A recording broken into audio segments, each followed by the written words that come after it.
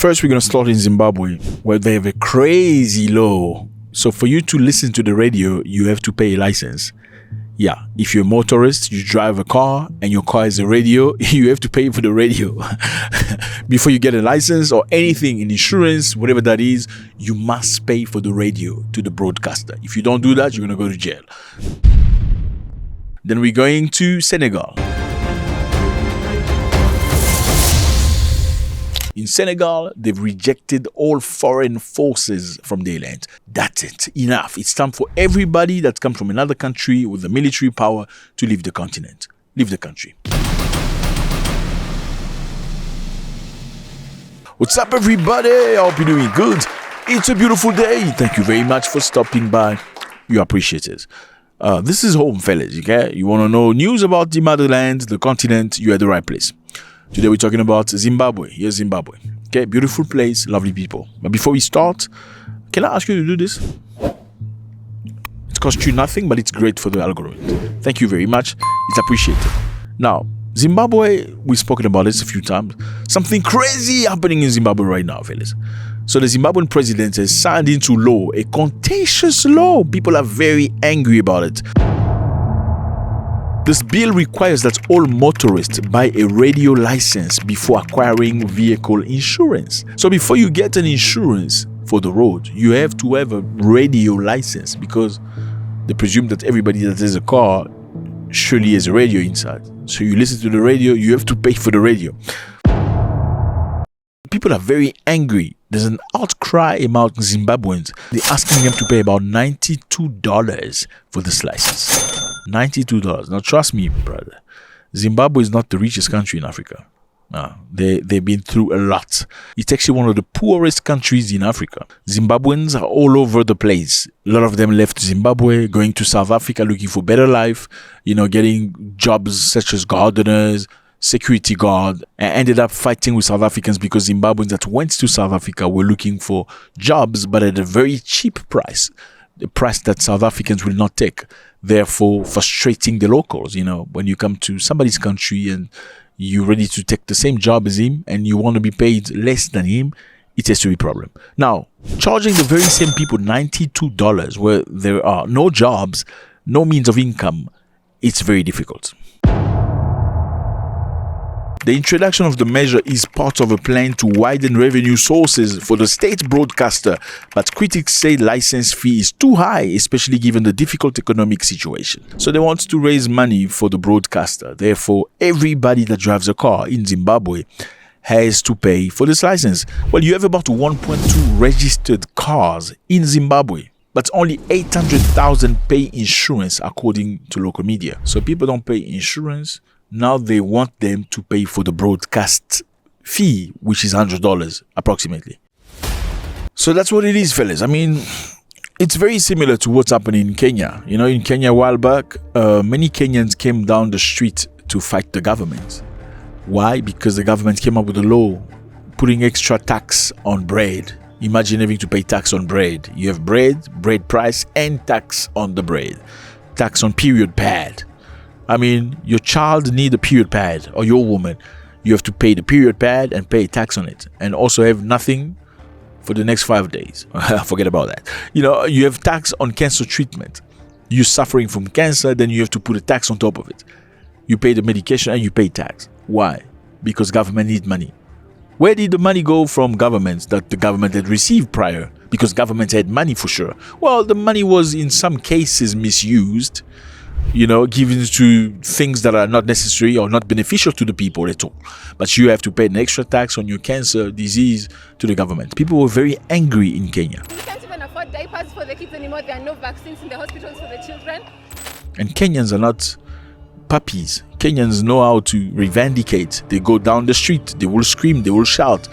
They will be present. They will fight.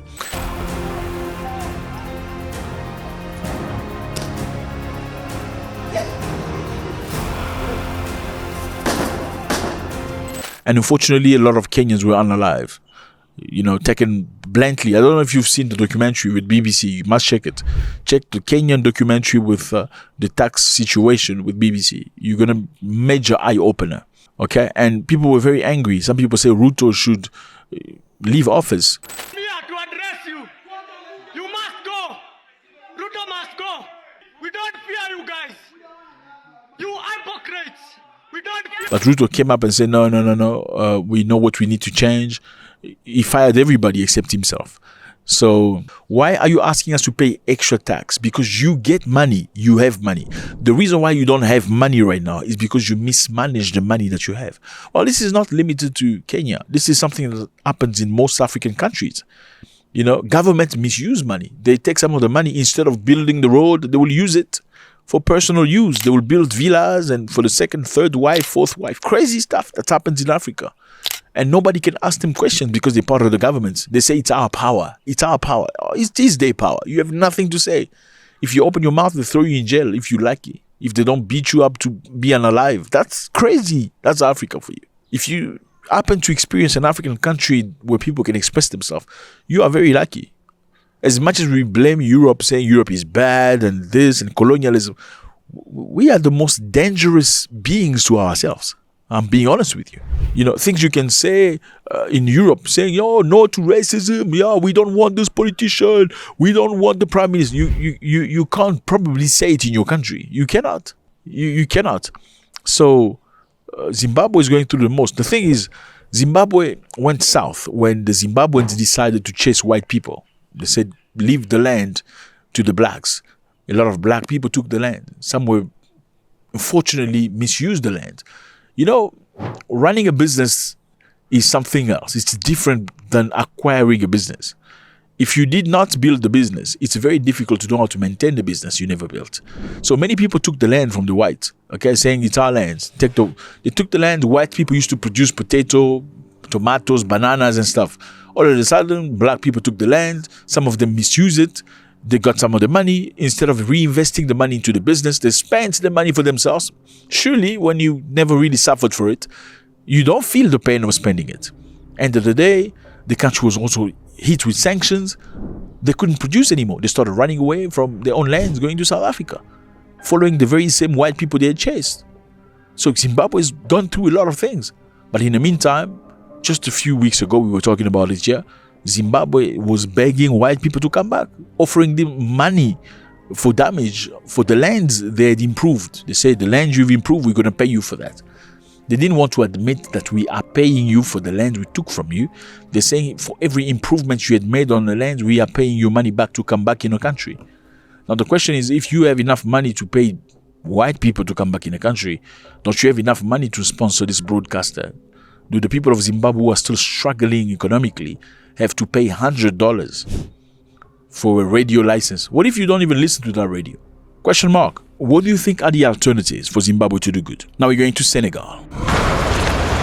Yes, Senegal, fellas. Beautiful place, lovely people, great food, my brother. Spiced foods, great food. Oh God, you're gonna bite your tongue. Just talking about it, I'm salivating. Okay, now in Senegal, they have expelled all foreign troops. Okay, they're being very clear. The Prime Minister said, you have a time frame. I'm giving you 4 months. Everybody must leave. Congratulations on what? Pigama coffee. Yeah, Pigama coffee, some more. Pigama coffee means clap your hand. That's Swahili for you. Here are the countries where you speak Swahili. So that's a big chunk of Africa. Maybe you need to start learning Swahili as well, so we can start communicating in Swahili. French troops remain the only foreign military presence in Senegal, operating under 2012 Defense Partnership Agreement. So Senegal has an agreement with France that was renewed in 2012. But how did they get there? French came in the 18th century, okay, in Senegal. They stationed there, they beat people up, they started colonialism. Even after colonialism in 1960, when they signed a piece of paper saying, listen, you are getting freedom, but in one condition, we are keeping our soldiers in your land. Our military should be in your land. Number two, you're going to use our currency, or not our currency. We're going to print a currency for you to use, and that currency will be bound to our money. So whatever gain you make, we make too. Whenever you make loss, we make too. So we are bound by you, by your riches, your wealth, your gold, your diamonds, your oil. That was the agreement. So this brand new government is coming with something very, very new. After Mali, Niger, and Burkina Faso asked the French to leave, Senegal followed through, saying, listen, We're not going to chase you in a brutal way, in a way Niger, Mali, Burkina Faso ask you to leave. We are giving you a time frame. Please take your stuff and leave. And a few days ago, the French military actually handed over a military site to Senegal. Senegal, for a year now that we've been in power, we have taken actions asserting our sovereignty. As proof of this, I point to the military presence. We said we cannot allow foreign military bases in Senegal. And for every country that had a military base in Senegal, we notified them to say that we are requesting the withdrawal of all their troops from Senegal. So Senegal now has claimed the sovereignty. They're asking people from Europe to leave. Thank you very much. We are grown people. We can handle our own situation, our own troubles. We can take care of it. Thank you. We appreciate you. That's what it is. Is this a good move or not? Well, this president has been criticized quite a lot by staunch Pan-Africanists. They're saying he's not strong enough. He should have reacted like Traore, Chani, and Goita by asking everybody who's a foreign force to leave immediately. Now, the question is this one. Do you always finish your problems by punching back?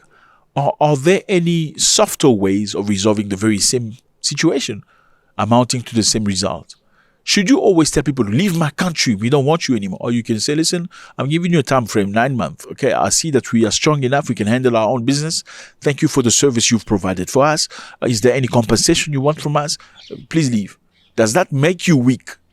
Well, it looks like that's the direction these people are taking. Or do you think it's not? Let me know how you feel about this. It's always a great pleasure. Zimbabwe coming up with a brand new tax on motorists. If you listen to the radio, you're going to pay for the radio license. Before you renew your vehicle's insurance, you have to obtain a license from the Zimbabwe National Board Authority. Is this fair or just a manipulation to get money from the people who are already suffering? Provided the fact that the Zimbabwean government was offering billions in dollars for white people to come back and work the land. God bless.